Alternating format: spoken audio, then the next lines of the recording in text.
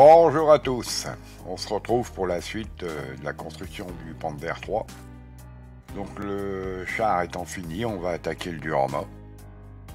Dans cette vidéo, on va faire toute la pose du décor, la mise en place de la rivière et tous les effets qui vont avec. Allez, je vous montre tout ça.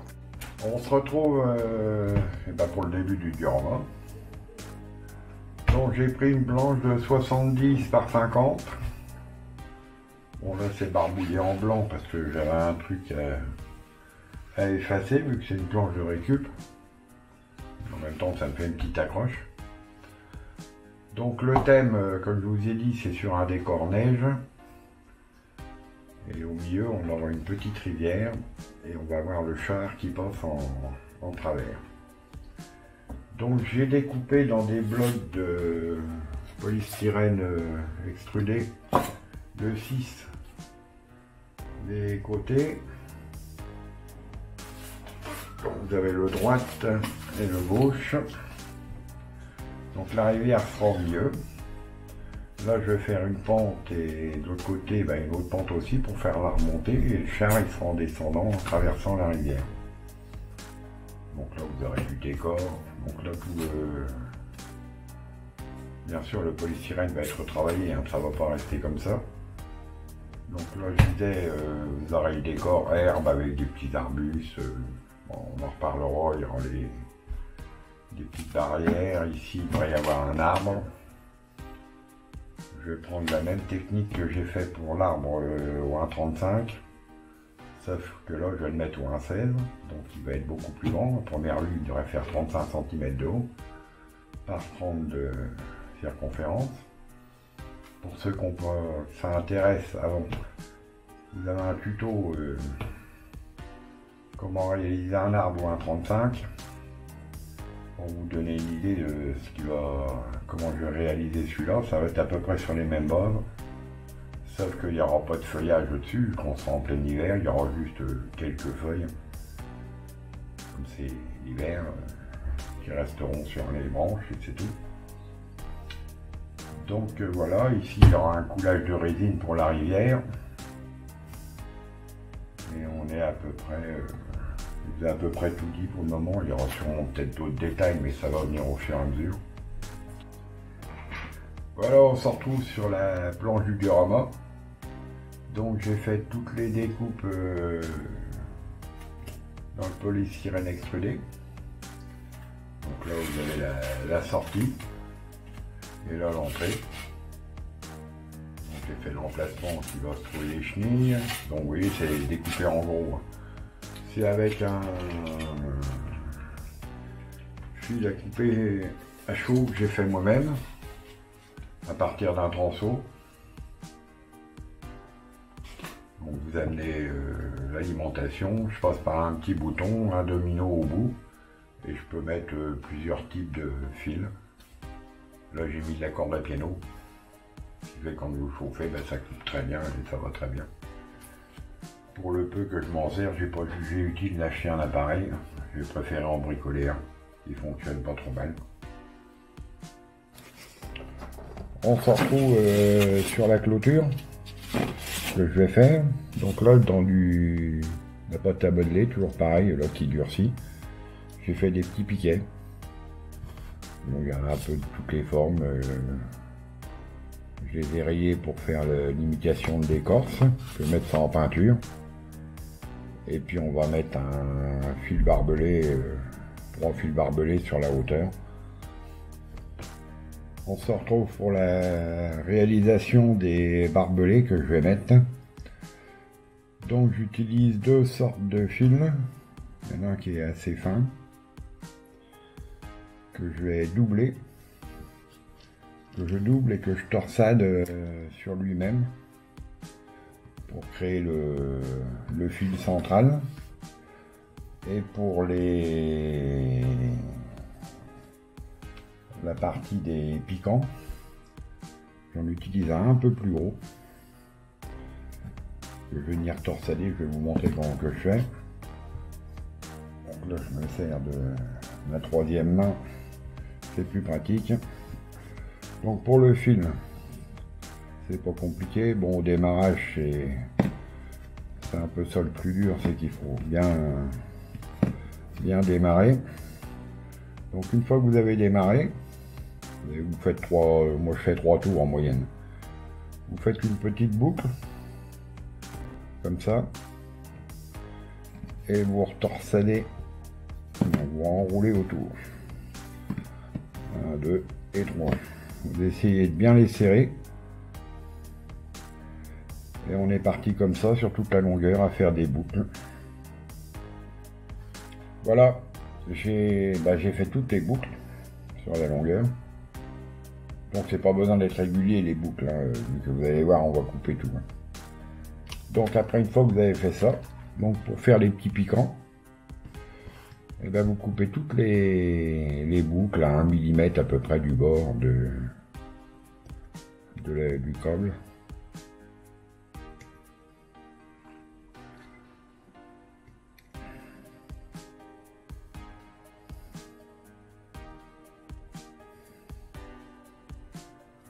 Vous voyez, on coupe toutes les petites boucles pour avoir les picots. Là, je vous montre un câble qui est fait déjà. Voilà. Donc là, après, il n'y aura plus qu'à peindre. Faire un effet rouille sur toute la longueur et ça sera tout bon. Voilà comment je procède pour faire mes fils barbelés. On se retrouve pour la réalisation de l'arbre. Comme je vous ai dit, je vais faire un arbre au 1,16 du coup, donc on va avoir des dimensions assez grandes. Il va faire à peu près 40 cm de haut par 35-40 de large. Je vais pas refaire de tuto sur la construction la réalisation d'un arbre. Je vais vous remettre le lien dans le descriptif, j'en avais déjà fait un pour le 1,35. On va être sur la même base.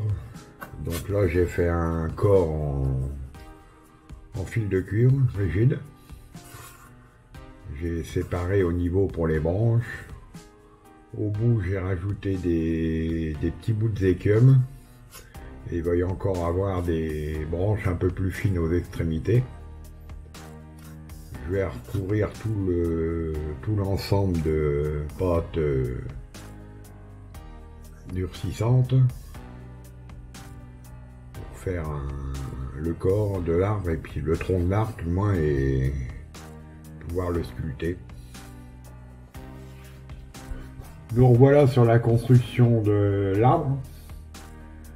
Donc sur le bout des branches, j'ai mis des branches beaucoup plus fines pour faire l'imitation des bouts de branches d'un arbre.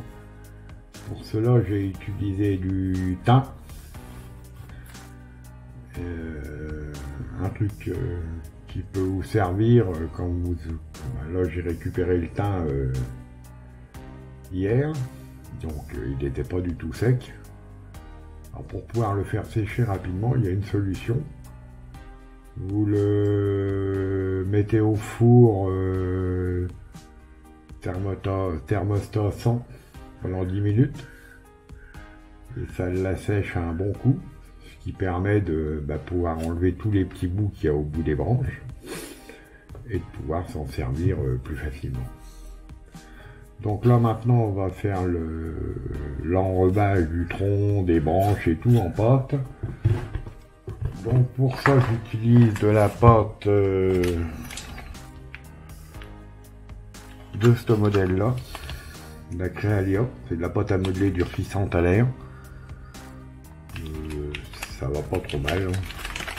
Elle est blanche, ça permet de la travailler et de la sculpter après, il n'y a pas de problème. Pour la sculpter, je prends une aiguille, une ancienne aiguille d'aérographe, comme celle-là, et je me permets de faire des petites striures dans la pâte à modeler, et ça marche très bien. Voilà, l'arbre est fini, donc j'ai sur les bouts tout fins, j'ai remis de l'enduit. Maintenant, toutes les rayures ont été faites au niveau du tronc, des branches, comme je vous ai dit à la petite aiguille. Voilà, l'arbre a été teinté. Donc j'ai passé des effets d'huile terre brûlée. Il y a au moins 3 ou 4 couches pour obtenir cet effet là. Je vais pas chercher à le foncer plus, je trouve que c'est bien comme ça. J'ai fait pareil pour les piquets de clôture. Voilà pour les piquets de clôture. Donc j'ai fait un même effet de vieillissement, sauf que là j'ai rajouté un dry brush en gris. Il y a un peu tous les styles. Ça devrait faire pas trop mal. Pour les feuilles que je vais coller sur le bout des branches, j'ai peint dans des formats A4 des deux côtés. En effet, peinture à l'eau, terre brûlée, bien diluée, pour que ça couvre bien le papier. Et dedans, comme vous voyez, il y a déjà tout le poinçonnage. J'ai découpé des feuilles avec une petite agrafeuse, là chez agrafeuse. Une perceuse, une poinçonneuse qui fait des petits trous en forme de feuilles. Voilà ce que ça donne. Et voilà les feuilles sur la table. Donc ces petites feuilles là, on va coller ça au bout des branches. On se retrouve sur le diorama. Donc j'ai passé l'enduit sur toutes les surfaces de polystyrène. Maintenant c'est bien dur. Bon, j'ai ici, je vais retravailler un peu parce que je trouve que c'est trop régulier. J'ai réalisé 2 soules d'arbres avec leurs racines qu'on retrouvera après qui tombent dans l'eau. On va pas tamodeler là, qui sèche à l'air. Très pratique, on peut vraiment faire ce qu'on veut avec.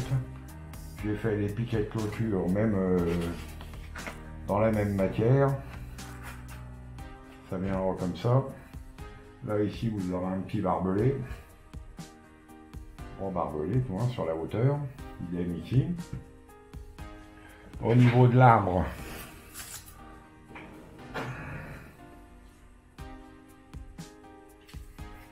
voilà l'arbre. Donc ça va faire semble là sur la planche de décor. Bon, je pense qu'il y aura des petits arbustes encore, je ne sais pas trop comment je vais agencer ça. Là la suite, maintenant on va faire le fond de la rivière. Avec les cailloux à mettre en place et tout, et après on commencera la peinture. On se retrouve sur le diorama. Il manque une vidéo, hein, donc du coup j'ai refait celle-là avec déjà des décors de poser. Donc les piquets de clôture, ils ont été posés sur tout le tour. Les 2 troncs d'arbres, les restes de troncs d'arbres viennent d'être mis en première couche. Après on va passer l'huile quand ça sera sec. Au niveau du fond, alors moi pour faire les cailloux, là, les jaunes, j'utilise des moules de chez Woodland Scenic. Normalement c'est pour faire des rochers de montagne. Donc il y a des gros, il y a des petits cailloux. C'est les petits cailloux que vous avez là. Donc ceux-là je les ai pas retravaillés, mais par contre ceux-là comme ils sont plein structurés, je passe un coup de meuleuse dessus, de petites meules, pour refaire des cailloux lisses comme sur les rochers de rivière, pour éviter que ça soit trop structuré. Donc là on met des jus dessus, ça va être que des jus. Donc le premier jus c'est, je sais plus c'est lequel que j'ai fait. C'est du jaune de nappe. On va mettre un coup de gris en jus. Après un dry brush de blanc.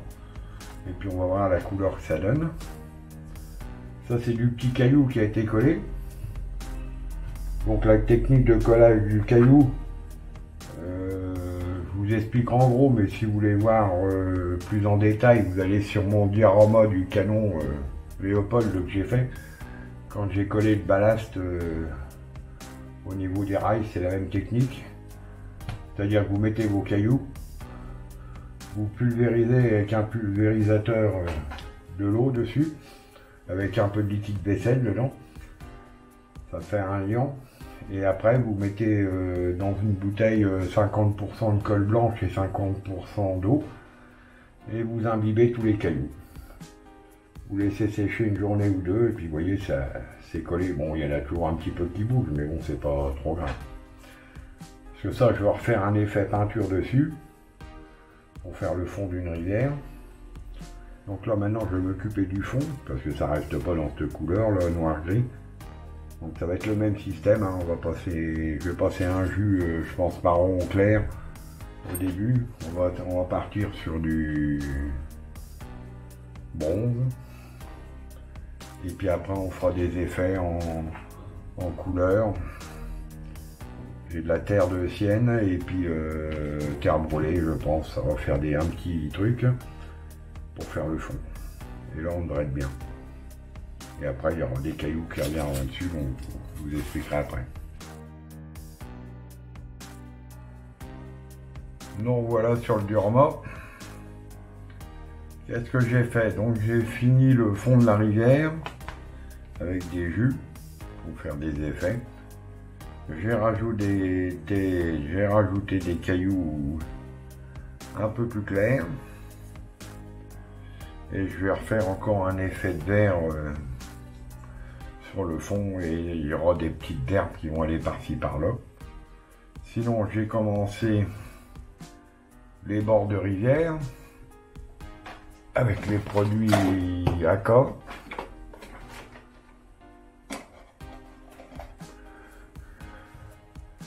Là vous avez terre foncée et celui-là c'est terre humide. Donc terre humide, je m'en suis servi au niveau des deux descentes de chaque côté pour des chenilles. Donc j'ai imprimé les chenilles dedans. J'ai passé le bas en terre humide et le haut en terre foncée sur toutes les berges. Là j'ai commencé, c'était pour essuyer le pinceau qui m'en restait encore dessus, je l'ai mis là. Mais bon, je vais recouvrir tout le blanc. Et après je referai des effets à l'aéro de terre un peu plus clair pour éviter que ça reste une couleur unie comme ça. Pose des touffes d'herbe sur le fond. Alors il y a des touffes en fibre et puis de la mousse que j'ai récupérée, que j'ai fixée avec du fixateur. Sur le bord des rives, j'ai mis des racines qui sortent. Donc c'est réalisé à partir de branches de thym, les racines que j'ai coupées. Et ça fait cet effet-là. Idem sur la rive gauche.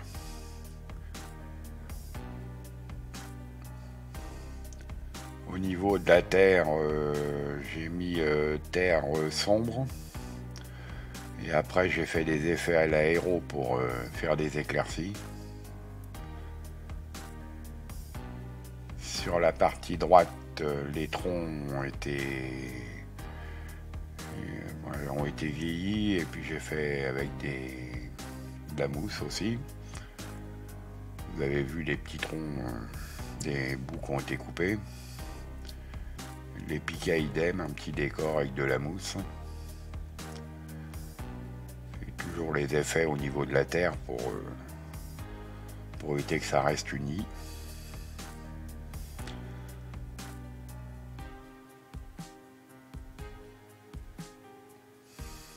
Voilà pour le décor. Pose de l'herbe. Donc à droite, j'ai rajouté une petite bille avec une hache et des petites bûchettes de bois. Donc l'herbe statique était vert clair.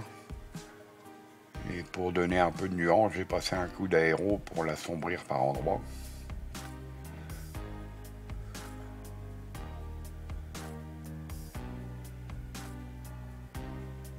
La partie gauche, idem.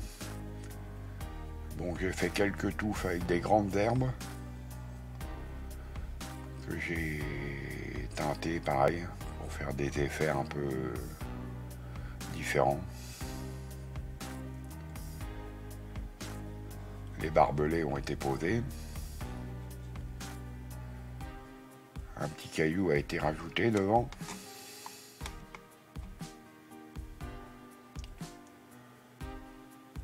Voilà l'effet que ça donne une fois fini, avant la pose de la neige et du coulage de la rivière.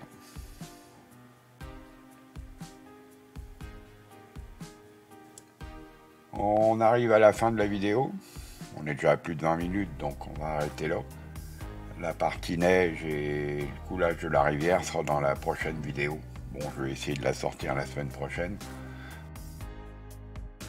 Pour ceux qui ne le sont pas, pensez à vous abonner pour ne pas louper les prochaines vidéos.